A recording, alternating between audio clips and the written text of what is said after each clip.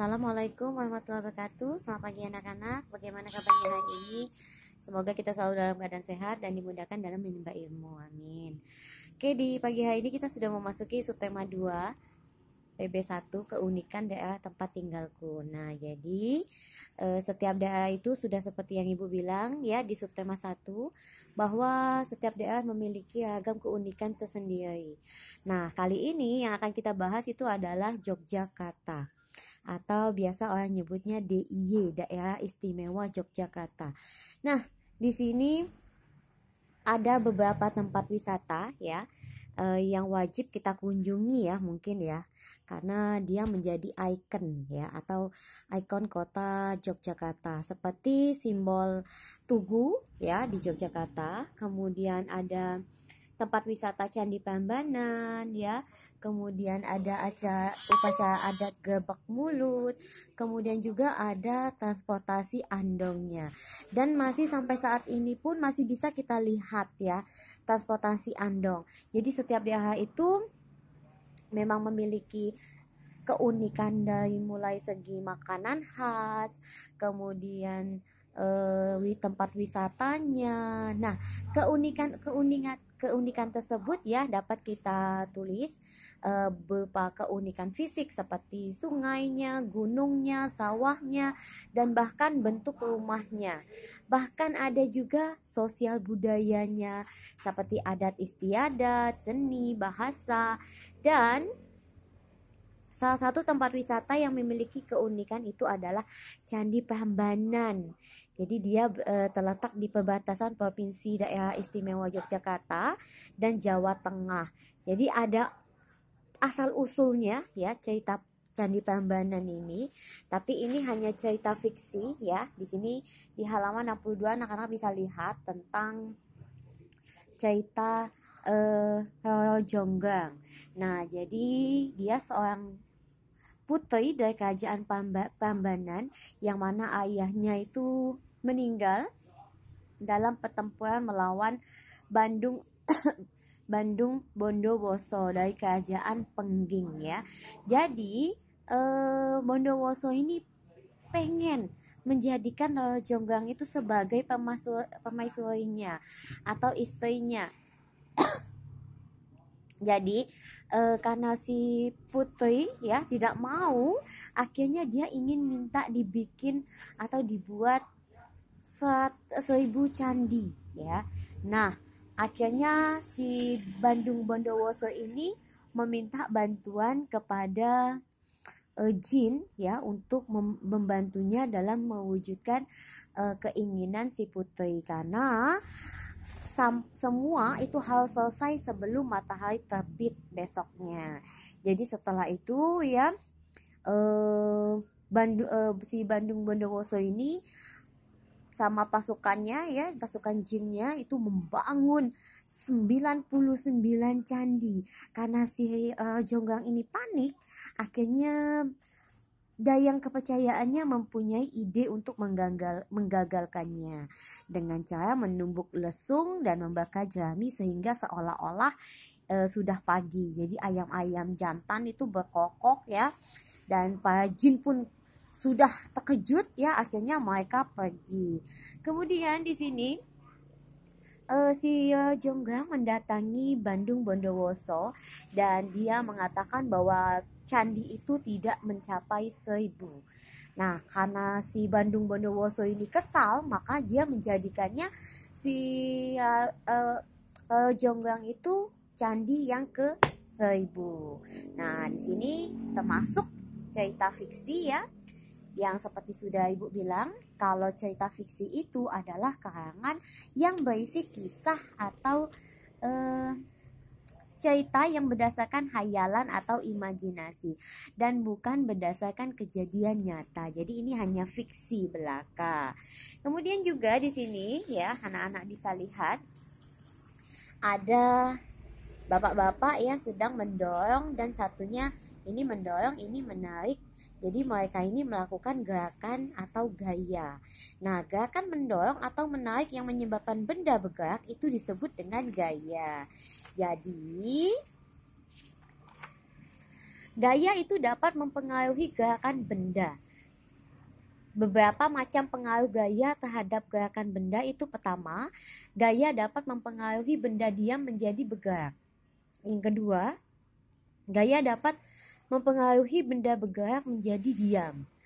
Dan ketiga, gaya dapat mempengaruhi benda bergerak lebih cepat atau lebih lambat. Dan yang terakhir, gaya dapat mempengaruhi arah gerak suatu benda. Kemudian juga di sini ya, di pembelajaran 2 kita akan mempelajari keunikan Bali.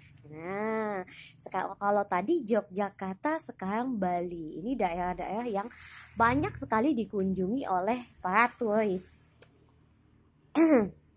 Nah, jadi kalau di Bali ini keunikannya mungkin kita bisa melihat dari tariannya ya. Nah, jadi keunikan tari daerah terlihat dari unsur-unsur tari. Gerak merupakan unsur utama dalam tari. Jadi unsur lain itu adalah busananya, ya seperti ini busananya, tata riasnya, iringan, dan pepeti atau perlengkapan tari. Jadi gerak tari itu adalah serangkaian gerakan indah dari anggota tubuh yang dapat dinikmati oleh orang lain. Jadi gerak tari Nusantara itu sangat beragam dan setiap daerah itu memiliki keunikannya masing-masing ya. Seperti kita lihat di halaman 74 ya, di sini ada tari kecak dari Bali, tari marak dari Jawa Barat, tari kipas serumpun itu dari Sumatera Selatan, tari golek itu dari Yogyakarta. Nah, ada 2 jenis tari ya, atau 2 jenis gaya tari, yaitu tari tradisional dan tari kreasi baru. Apa sih tari tradisional itu? Tari tradisional itu adalah tarian yang telah mengalami perjalanan sejarah yang cukup lama. Seperti tari serimpi Sangopati, tari gembyong dari Jawa Tengah. Kemudian tari kreasi baru itu adalah, atau kita sering sebut dengan tari modern ya. Jadi tari kreasi baru itu merupakan karya dari garapan baru. Contohnya ya, tari kreasi baru yaitu tari Manu Awe, kemudian Garuda Wisnu, dan Belibis dari Bali. Sebenarnya masih banyak lagi ya, kayak kita di Bangka juga punya ya banyak tarian. Nah, kemudian di sini ada sebuah kisah tentang terjadinya Selat Bali. Ya, dulu katanya, ya ini juga termasuk cerita fiksi juga, bahwa Jawa dan Bali itu, Pulau Jawa dan Pulau Bali itu bersambung ya. Tapi kalau berdasarkan cerita di sini ya, ini ada seorang Manik Angkeran ya, atau putra Sidimantra ya. Jadi si Manik ini selalu berfoya-foya. Jadi dia tak pernah mendengarkan nasihat ayahnya, sehingga akhirnya mereka memiliki banyak hutang. Jadi si Dimantra ini mendapat petunjuk untuk meminta pertolongan kepada Naga Basuki di Gunung Agung. Nah, di sana si Dimantra ini menjelaskan maksud kedatangannya kepada Naga Basuki. Jadi dia meminta sedikit harta untuk membayar hutang-hutang si Manik Angkeran ini.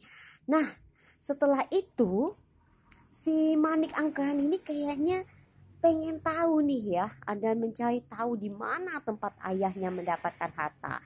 Akhirnya dia ketahuilah bahwa Naga Basuki ini ya, dan di situ dia pengen memotong ujung ekornya si Naga Basuki, tapi nggak berhasil dan si Manik Angkeran ini meninggal. Tapi karena si ayahnya minta tolong untuk agar Manik ini kembali dihidupkan, akhirnya dia menyuruh si Manik Angkeran ini untuk menjadi anak buahnya, dan dia mengeluarkan tongkat dan membuat garis pemisah dirinya dan anaknya, sehingga garis itu mengeluarkan air yang deras dan memisahkan Gunung Agung dengan sekitarnya. Jadilah sebagai Selat Bali yang memisahkan Pulau Jawa dan Pulau Bali. Tapi ini sebagai hanya sebagai cerita fiksi saja ya. Kemudian setelah itu kita akan lihat lagi ya di B3. Nah, di sini kita bisa melihat ya masih tentang kegiatan ekonomi, ada produksi, ada distribusi dan konsumsi. Ini adalah contohnya. Dia produksi buku, kemudian distribusi dijualkan. Kita yang membelinya ya, itu konsumsi bukunya. Jadi di sini bahwa kita tahu juga ya